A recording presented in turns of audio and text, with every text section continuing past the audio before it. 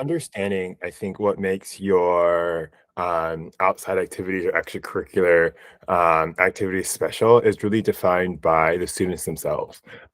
So when you think about, your extracurricular activities, people often ask themselves, what is more important, doing something for a very, very long time or doing a lot of little things for, a lot of different clubs. And so it really doesn't matter if you've done, a long you have a long history of extracurricular activities, and you have just a few, like you've been in the orchestra and you've played on the basketball team and you've only done community service versus like someone who's done a lot of little things just for, strong periods of time and they've only joined recently. I think in and of itself, what's really important with the extracurricular activities is that you are sharing what is important to you, because what you find to be important to you is what the admissions officers are going to find important as well. And so if you did pick something up recently and you're incredibly passionate about it, that's going to come through, right? And if you've also, done something since you were like 8 years old and you've been playing the cello,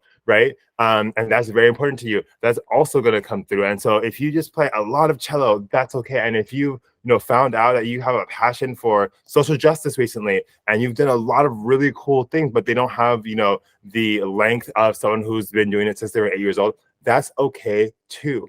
And so keep that in mind when you're doing your extracurricular activities section on the Common App.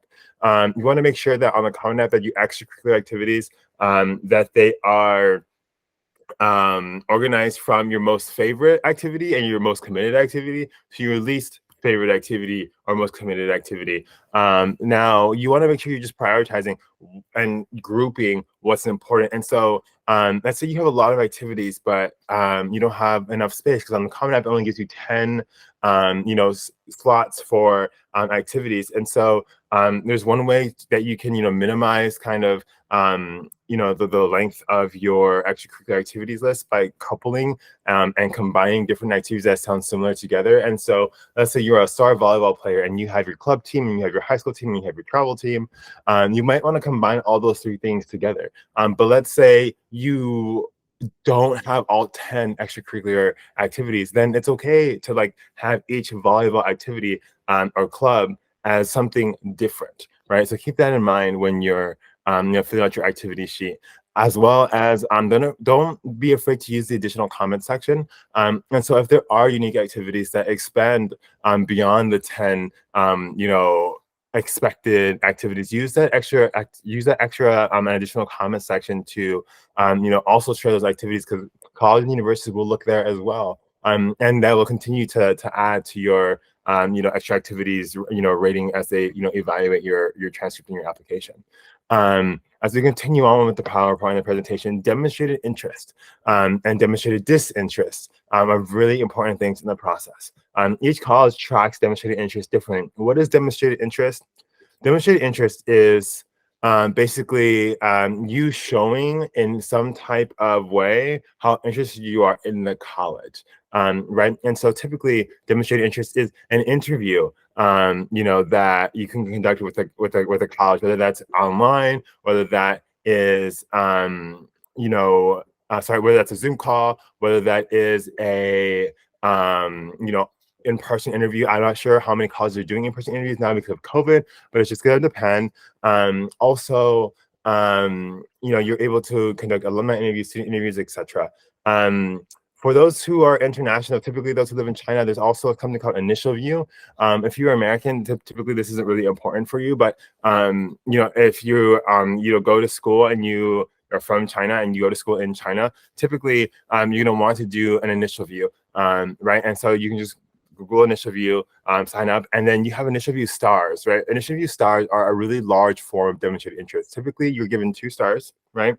And so keep in mind that with initial view stars, right, you are really, when you give someone a star, you are really saying that you want to go to that college, right? So it's a powerful form of demonstrating interest if you are conducting an initial view and giving that initial view star.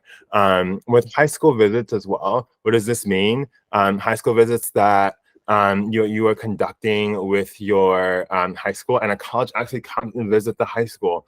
In of itself, what's really important is that this is a small form of demonstrated interest, yes, for sure. Some schools decide to track it, some schools don't decide to track it. It just depends on the school. And if you get there and they want you to fill out a little card, just fill out that little card because it's something that they're tracking, right? Anytime someone asks you to fill out something, whether you're at a college fair or you're at a high school visit, or you're actually at a college and they're asking you to fill something out, you're signing up for the mailing list, but oftentimes it's going to probably be tracked. Sometimes it's not. When I worked at Haverford and I went to Amherst College, they had you fill things out, but it was just to join the mailing list, and that was it. And so keep that in mind as well. When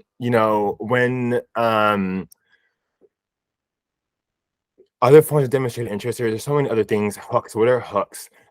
Basically, like, let's say you are a very talented musician or a very talented athlete, and the coach really wants you. Right, that is going to be a form of demonstrated interest because the coach is recruiting you, or the dance program is recruiting you, and that is another form of demonstrated interest that is very important, I think, for colleges when they're trying to fill different types of institutional priorities. Institutional priorities, they change from year to year, right? Sometimes an orchestra is going to need a cellist one year, and sometimes they're not, right? And so cellists are going to be really affirmed in the process because they really need cellists. And so it's important to keep all these things in mind. There are going to be certain sports programs, for example, that are going to be top priority. Like maybe we lost like 7 seniors on the tennis team, and tennis players were coming for tennis players. You won't always know what that means, what that looks like, because those are those are institutional priorities. Those are private to the institution. Not only they know what they are, and oftentimes they don't know what they are until they're actually in committee. And so keep that in mind. There are going to be some things. If you have a special talent, definitely try to showcase it, because you might be needed. And so when we're talking about email in the work, sometimes just emailing an admissions officer could be a wonderful thing. Now, don't email them with basic questions, but sometimes it might be nice to email them and say, hello, hi, how are you? How are you doing? How's it going? Those are really powerful emails that really, I think, in every terms of an institution will be really helpful. Because you're able to, establish an admissions officer, you're able to establish a relationship with an admissions officer and show them that, like, hey, like, I really care about Dickinson College, and you're able to have that exchange, constantly and continuously, which I think is really cool. You really form a relationship. You have this more of a pen pal, as we call them at Haverford. You have a pen pal, someone you write back and forth, and it's really quite nice. But demonstrated disinterest. Not every school tracks demonstrated interest because they're so big, right? Like University of Pennsylvania doesn't really track demonstrated interest. UCLA is not tracking demonstrated interest. But what is demonstrated disinterest? Demonstrated disinterest is you not really putting your best foot forward in your application because you're not really interested in applying or being admitted to that college. So you didn't really put a lot of effort into your essay. Or when you're applying to Penn, you say, I really want to go to Dartmouth because, right? That is demonstrated disinterest. And you could be the best student at your school, the best student in your district, the best student your school has ever seen. If you are applying to a school and you put another school's name in, that's demonstrated disinterest. If you're not putting every effort in your application, that's demonstrated disinterest. The college can tell when you're not interested in them. And so even if they don't track demonstrated interest, they will track demonstrated disinterest, which is you actively showing you're not all that interested in attending that college. So keep that in mind when you're finishing your essays.